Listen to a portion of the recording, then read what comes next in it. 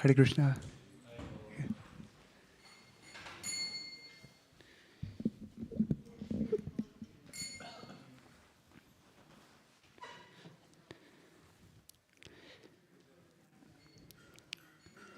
Jaya Radha Madhava Kunja Bihari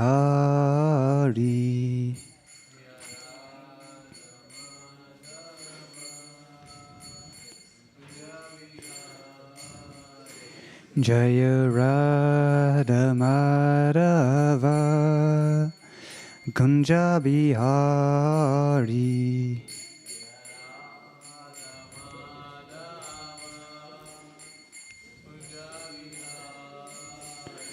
Jaya Gopi Jana Vallabha Girivardhari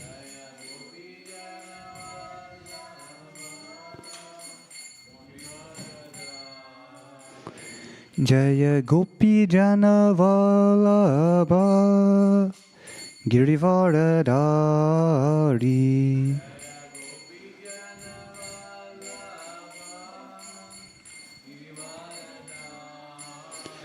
Yasodhanandana Vraja Janaranjana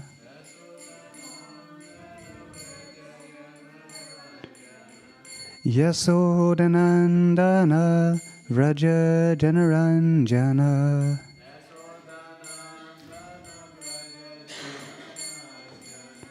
Yamunatira Vanachari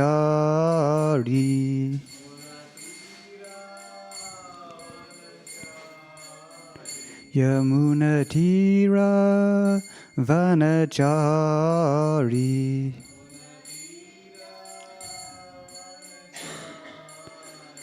Jaya Radha Madhava Kunja Bihari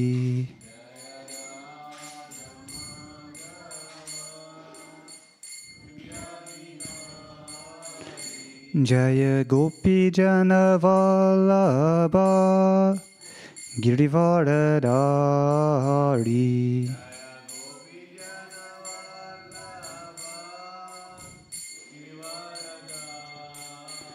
Yasodhanandana Vraja Janaranjana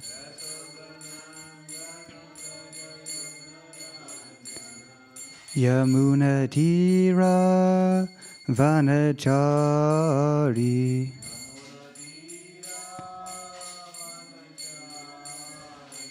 Hare Krishna Krishna Krishna Hare Hare Hare Rama Rama Rama Hare Hare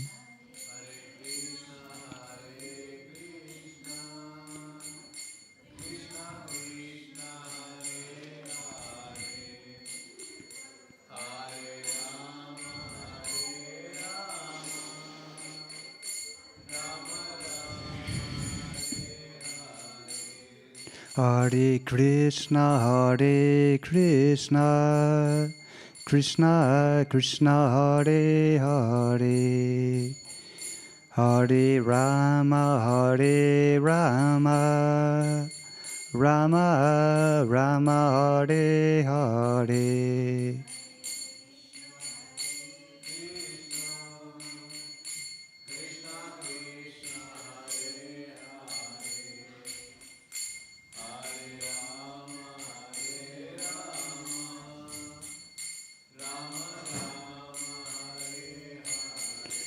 Hare Krishna Krishna Krishna Hare Hare Hare Rama Rama Rama Hare Hare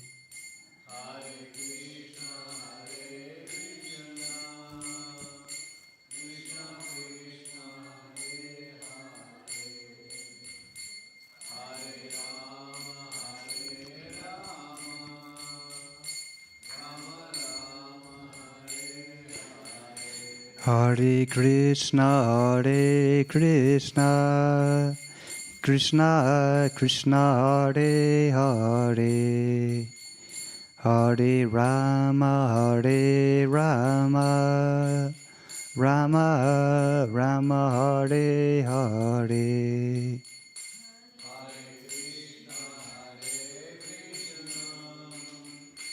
Krishna Krishna, Hare Hare, Hare Rama, Rama Rama, Hare Hare.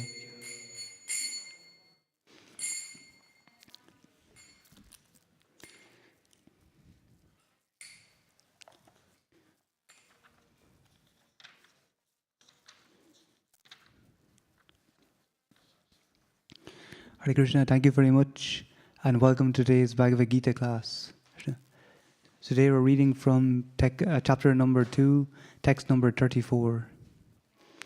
So we're just going to say some invocation prayers. Namo Vishnu Padaya, Krishna Prastaya Bhutaye, Srimate Bhaktivedanta Swaminiti Namane, Namaste Saraswati Deve, Gauravani Pracharne, Nirvishesha Sunyavadi, Prasyatya Desatarne, Jai Shri Krishna Chaitanya, Prabhu Nityananda, Shri Advaita Gadadhar, Srivasadi Gaura Bhaktivinoda, Hare Krishna, Krishna Krishna, Hare Hare, Hare Rama, Rama Rama, Hare Hare.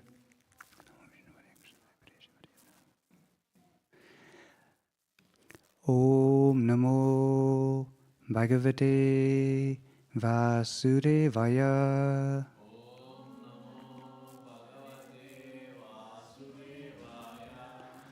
Om Namo Bhagavate Vasudevaya.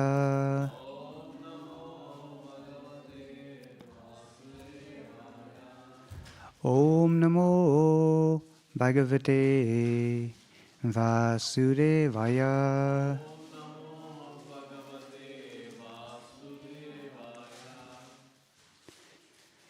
Before I begin speaking, I'd like to seek your blessings that I may be able to speak something worthwhile, and also the blessings of those who may be listening online.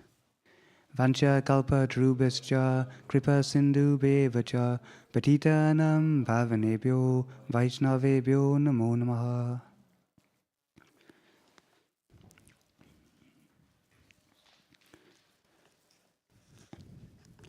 So the verse we're reading from today is on the screens, and we're going to do the Sanskrit recitation first. Akirtam chapi bhutani kata yasyanti te vayam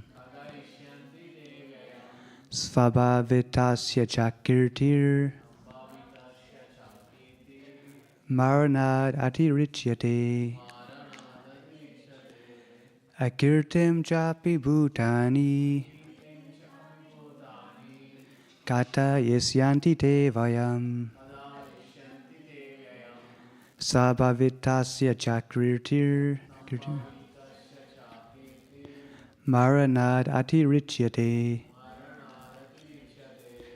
Akirtam chapi bhutani kata yasyanti te vayam sambhavitasya chakirtir maranad atirichyate. Akirtam chapi bhutani kata yasyanti te vayam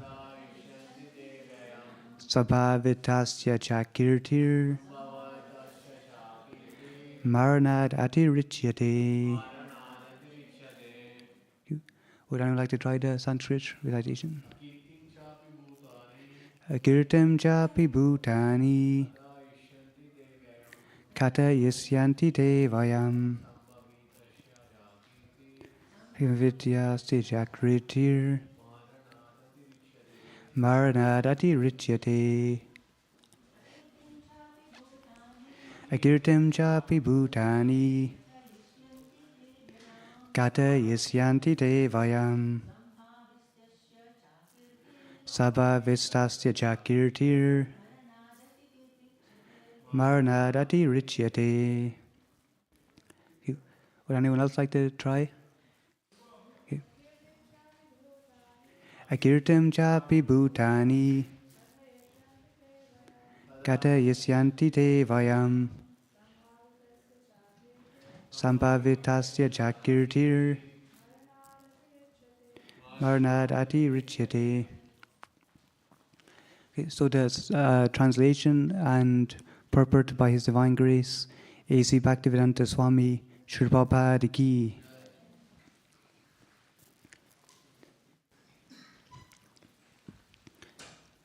People will always speak of your infamy, and for a respectable person, dishonor is worse than death. So if you can please repeat after me. People will always speak of your infamy, and for a respectable person, dishonor is worse than death. And purport. Both as friend and philosopher to Arjuna, Lord Krishna now gives his final judgment regarding Arjuna's refusal to fight. The Lord says, Arjuna, if you leave the battlefield before the battle even begins, people will call you a coward.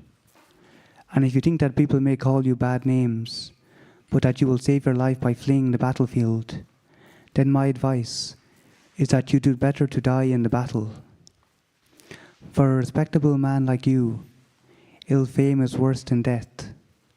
So, you should not flee for fear of your life. Better to die in the battlefield, in the battle. That will save you from the ill fame of misusing my friendship and from losing your prestige in society. So the final judgment of the Lord was for Arjuna to die in the battle and not withdraw. Shri Prabhupada Ki. Okay. So this seems like a heavy statement. So we have to try and actually understand what is the context of this particular situation. So this is in the Battle of Kurukshetra. We have the armies on both sides. Arjuna asks to go in between the two armies to actually see what is the situation. And then at this time, he starts to lament and feel so many doubts. He sees on both sides family, friends, and he begins to think, what is the point of all this? So this is a moment of weakness, according to Lord Sri Krishna.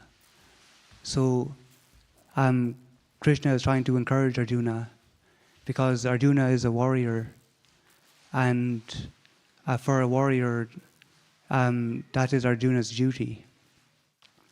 Also, in terms of a Kshatriya, a warrior, there's specific natures.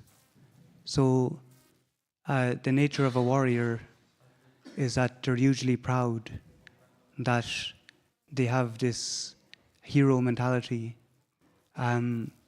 So for them, they don't shy away from battle. That's the nature of warrior. In the Bhagavad Gita, in the 18th chapter, it speaks about the different types of characteristics of a Kshatriya. So they are heroism, power, determination, resourcefulness, courage in battle. So these are all parts of a Kshatriya. That in terms of this courage in battle, it is that for them it's, as it says here, it's in terms of that sense, it's worse than death. So for them actually to die on the battlefield also, it's to attain a lot of piety. So it's said that for these warriors, if they die on the battlefield, it's seen as a glorious death, that due to that bravery, they'll actually reach a heavenly abodes. So that's also another aspect, that to actually make a success of their life, in that sense, they'll attain so much benefits. But there's a lot more to that. It said in the Bhagavad Gita, Chachivarna Mayashrastam Gunakarma Vivagasaha Tasya Kartaram Apimam Vidya Kartaram Avayam, that according to the different people in society, the different modes, the Lord Sri Krishna says that he has created this system, these social classes within society. So there are 4 different types. One is the labor class. These are called Sudras. The other is the mercantile class, farming class. These are called Vaishyas. And then we have the Kshatriya class, who are the warrior class. And then we have the Brahmana class, who are like the philosopher teacher class. So it's these different divisions of society that each one actually has to do their duty for society to function properly. So in terms of the Mahabharata,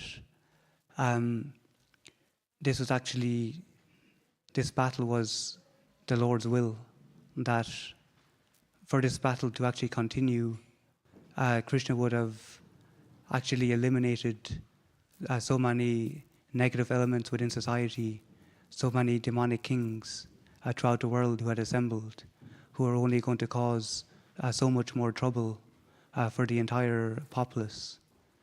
So for Arjuna here to get to have second thoughts, to start to really question the point, if this is a futile endeavor, is it's not actually appropriate. So this is what Krishna is trying to actually encourage Arjuna.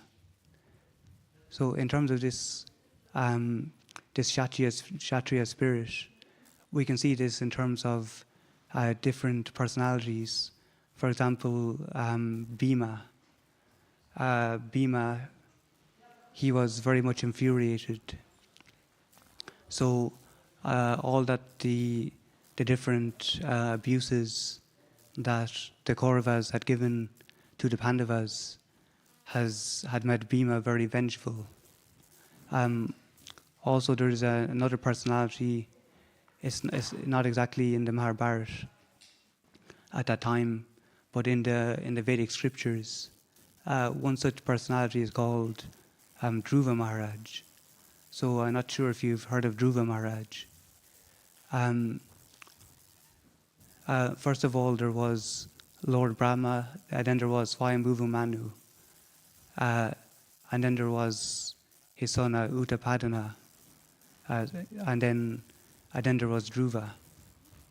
So Dhruva had another brother called Uttama, and Uttanapada, he had 2 wives.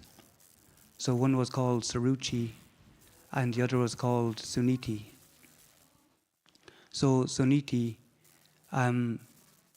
she was very much, she seemed to be very much like favored by Uttapadana, and she was very much, Uttapadana had become very much hard-hearted, and Saruchi was very much hard-hearted and cruel to Dhruva.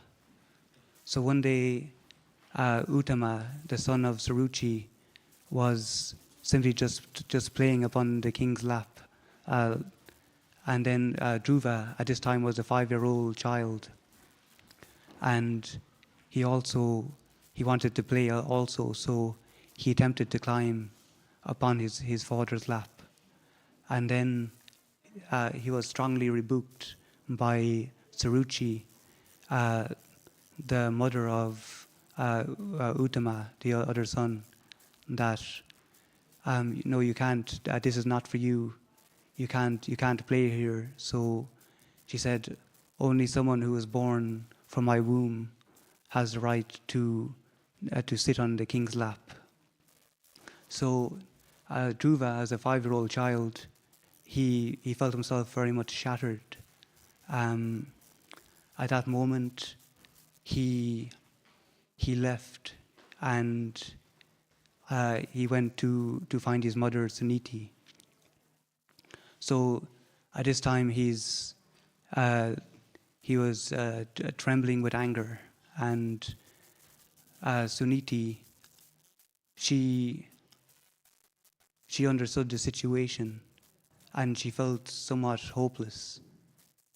So she advised Dhruva, in this circumstance, the only person who can save you, or the only course of action, is to meditate on the Supreme Lord. So this was the advice of Dhruva's mother. So at this time, Dhruva decided to take that advice, and he went and he started to perform some severe austerities. So he started to do so much meditation. At this time,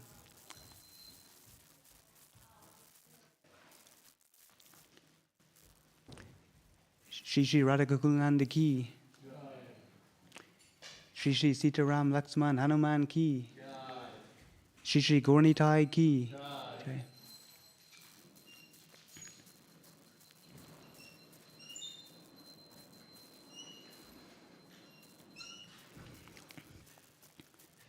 So at this time, the sage Narada, he actually came to try and actually, see what the situation was. So he tried to actually discourage Dhruva from this meditation, that you're only a 5-year-old boy. You should be, doing frivolous things like sports and so on. So Dhruva says, he advised Dhruva to go home. Dhruva says, I'm sorry, but due to my nature, your instructions don't sit within my heart. So he realized that Narada's instructions were good, but due to his conditioning, being very much in a line of warriors, that Kshatriya spirit, it actually couldn't be ignored. So in this sense, Narada did test him, but ultimately he agreed for him to actually meditate upon the Supreme Personality of Godhead. So Dhruva Maharaj, he began into very much austere meditation. So he started this meditation, and he would first of all only eat fruits every 3 days, and then as he kept meditating, after some time, he started to eat only dry leaves and grass every 6 days. And then this still continued on. So after every 9 days, then he would only drink some water, just subsist on water every 9 days. And so this is it's hard to imagine, this is a 5-year-old child. And then at the end, after every 12 days, he's simply just subsisting on breathing air. So that was all his subsistence. At this time, his meditation was so deep that it began to affect the whole universe. So all the different demigods, they actually struggled to breathe due to Dhruva's austerities. They had such a powerful impact throughout the actual universe. At this time, the different demigods started to petition for some help. At this time, Dhruva was meditating on the Supreme Lord. And then the form of the Supreme Lord was just in front of him, but his meditation broke, and then at that time he opened his eyes and he saw that the same form that was actually within his meditation had appeared right in front of him. So the Supreme Lord actually manifested in front of him in such an incredibly short amount of time. So it said, of course, the Supreme Lord asked, for different benedictions and so on. So Dhruva, as a 5-year-old child, he had very much immature aspirations that he wanted a kingdom greater than anyone who had ever been before. So that was his aspiration, that he wanted to outdo his father, Lord Brahma, and so on. So these were his aspirations. So it said in the Bhagavad Gita, Yayata mam chatur vidya bhajante mam. So Jnana Sukritina Arjuna Arta Jignasur Artarti Janicha Bharatar Sabha. That it says there's 4 different types of people who actually approach the Supreme Lord. So these are ones who are in distress, who are desirous of wealth, who are inquisitive, and who actually are in search in knowledge. They want knowledge of the absolute truth.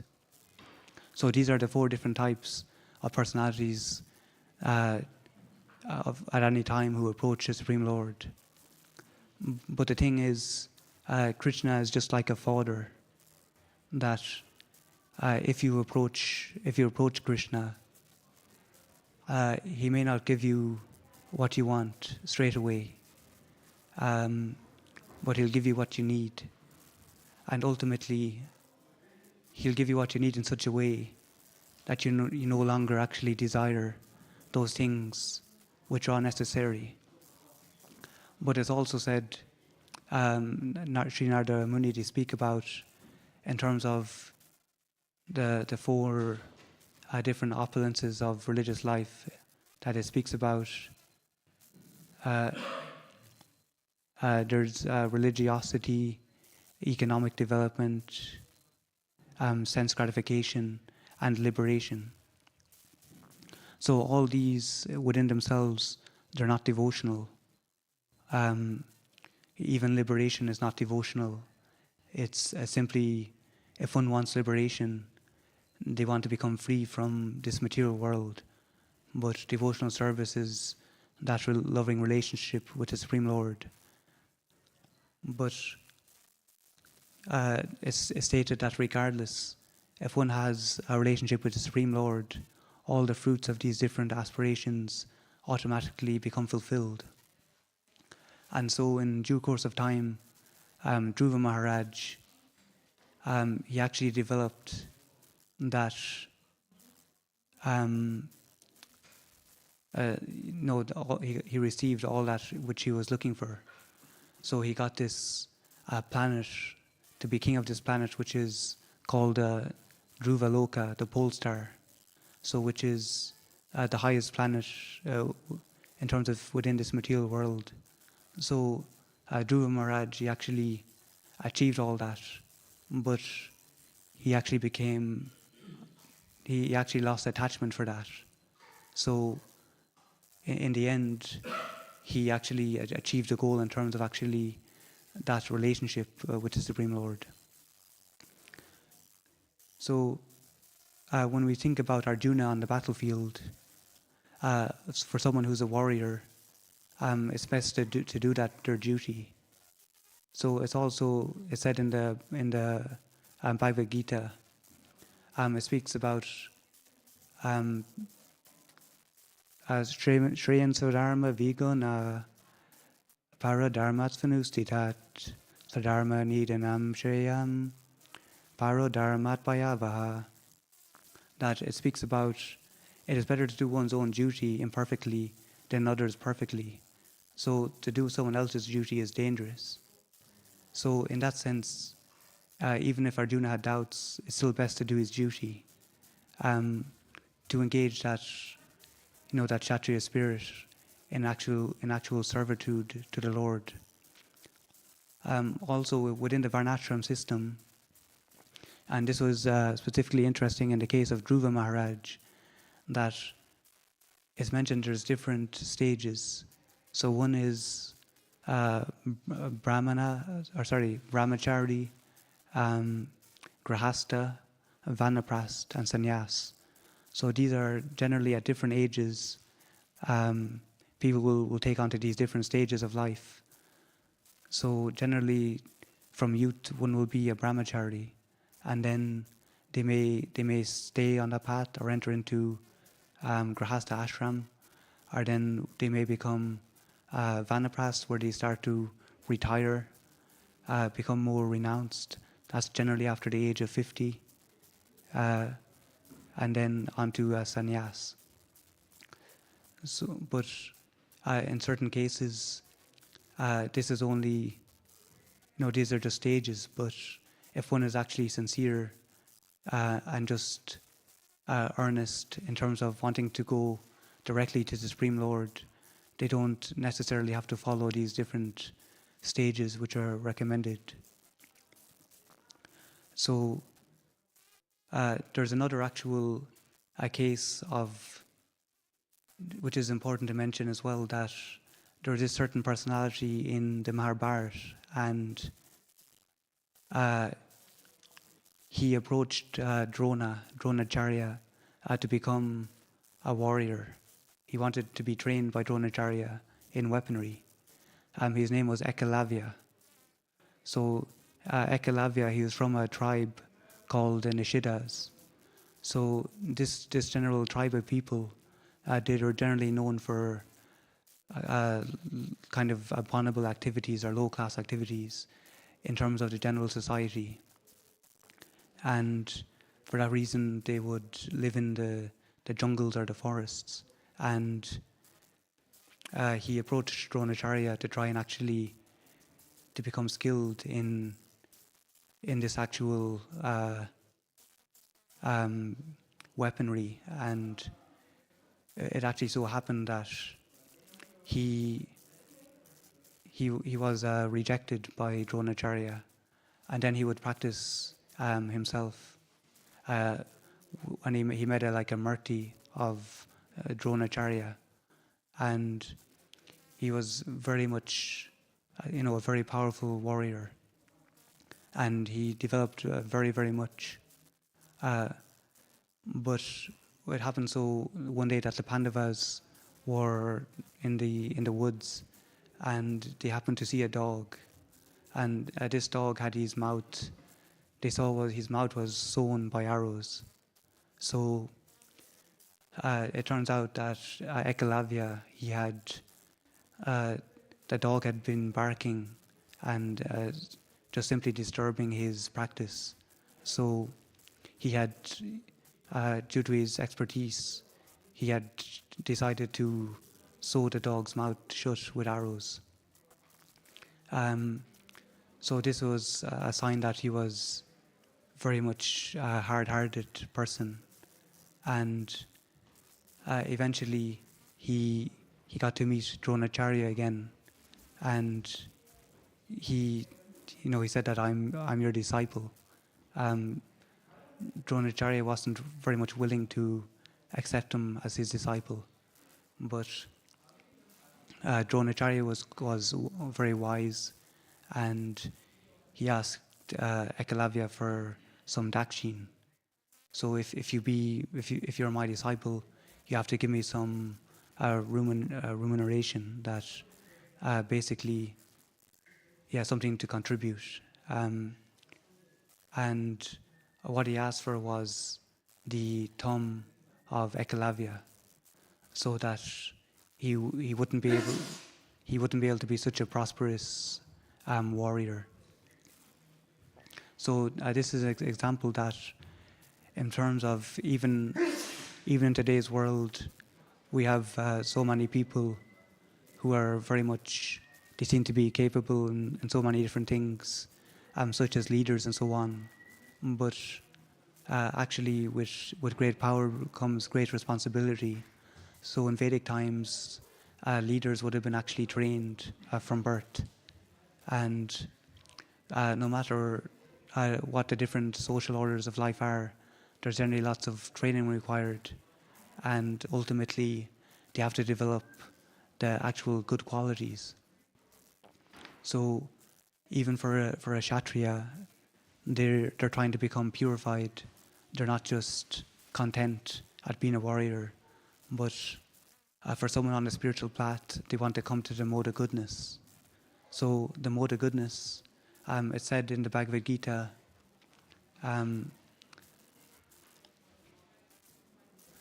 samodamas, tapa socham, that so it's peacefulness, self-control, austerity, and purity. And then beyond that, there's Shantir Ajarvam. So this is tolerance, honesty. And then beyond that, there's Jnanam, Vijnanam, Anashtikam. So this is knowledge, wisdom, and religiousness. So these are the natural qualities by which the Brahmanas work. So in terms of these qualities, there's something that we actually have to imbibe, that they can't be artificial.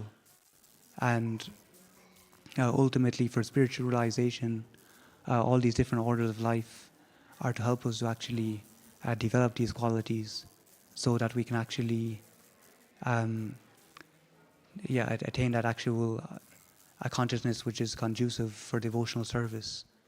So in terms of purity, purity is defined as basically someone that is completely just focused and fixed on their endeavor, so not sidetracked. So in mind, words, and action, they're centered on the process. So that's how purity would be explained. So ultimately, then, if we attain the mode of goodness, there may be some tinge of ignorance and passion, and when this becomes completely free from ignorance and passion, then it becomes sattva gun, which is we automatically transcend these modes of material nature, which are actually material. So then we can actually become beyond the mode of goodness to pure goodness. So it's said in the Bhagavad Gita, Janmar Mityu Taravadi Dukkha Doshana Darshanam, that if one can know the evil of birth, death, old age, and disease. So birth, death, old age, and disease, these are caused by these three modes of material nature. And ideally, we have to see this world for what it is, that it's a place where it's a place of it's temporary, and it's not a place where we have to get comfortable. It's a place where we actually have to develop a consciousness where we can be of the world but not of the world. So we can actually realize that sometimes the example is given. I know he's only a Swami Bhagavan Kechav Maharaj. He gives this example. It's like an airport where we're in the transition lounge, that basically this material world, it's a place where we actually have to catch a plane to where we want to go. So it's said in the Bhagavad Gita, yam yam vapi smaramba vam tyajat yanti kalevaram tam evati kunteya sadatad bhava bhavitaha, that whatever one remembers at the time of death, that destination they will attain without doubt. So if our consciousness is if our consciousness is attached to mundane things, uh, whatever our desires are, as well, like attachments to family, children, and so on, which are so very much strong. These attachments, they can bind us to this world, and the repeated cycle of birth, death, old age, and disease. So ultimately, if we can actually develop a consciousness of uh, of non-attachment, but attachment in devotional service, and a loving relationship with the Lord, then that will fulfill everything. Uh, all those attachments with family, we can see them in the right perspective as parts and parcels of Krishna. So the thing is that we don't negate material things. We see everything in relation to the Supreme Lord, and that's everything in its proper perspective. So in that way, we can actually navigate this world in the best consciousness, and depart this world in the best consciousness. And the process for this age is the chanting of the Hare Krishna Maha Mantra. If you'd like to please repeat after me. Hare Krishna, Krishna Krishna, Hare Hare, Hare Rama, Rama Rama, Hare Hare. So the chanting of the Hare Krishna Maha Mantra, that's the process which is recommended in this age. That's how we can easily navigate this world and cleanse the heart of all the dirty things which have accumulated over many lifetimes. So thank you very much for your kind attention, and please feel free if you have any questions. I'd be very much welcome them. Thank you. Yes, Maji.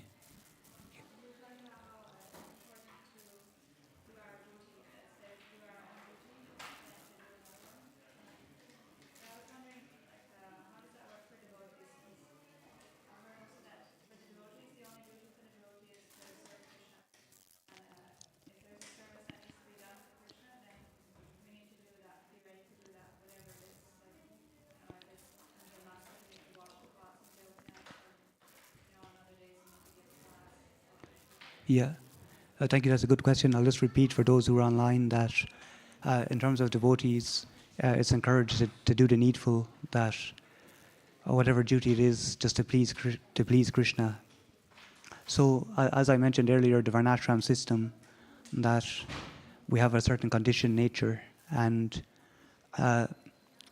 for someone who is a Vaishnav, they can actually, when they get to that stage of pure goodness, then they transcend the modes of material nature, and they can act within any varna, so they can do any duty. For one who is, naturally we're influenced by the modes of material nature,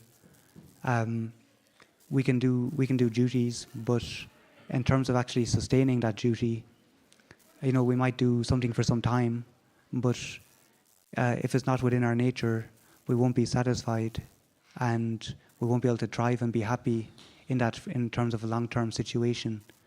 So in that sense, if we find our nature, then we can do our duty and become purified, because we'll be satisfied by carrying out that duty. And then if we get to the stage of detachment, then naturally we can do any duty. But for everyone, that's not such an easy an easy thing. I don't know if that's okay, that answer. But thank you. To find your nature. How to find your nature. Generally, after some time, observation, it will become more obvious. Those things like that you're naturally inclined to. So generally, it's like your natural inclination, services that you're happy with, and things that you can naturally do enthusiastically. So these things that you can do enthusiastically, they're generally of your nature, and if you're having difficulty, you can consult with your seniors as well, and sometimes someone who is more experienced, that they can actually very easily pinpoint your nature as well. So you can consult with sadhus or guru as well. And a guru is one who is expert at engaging one according to their nature.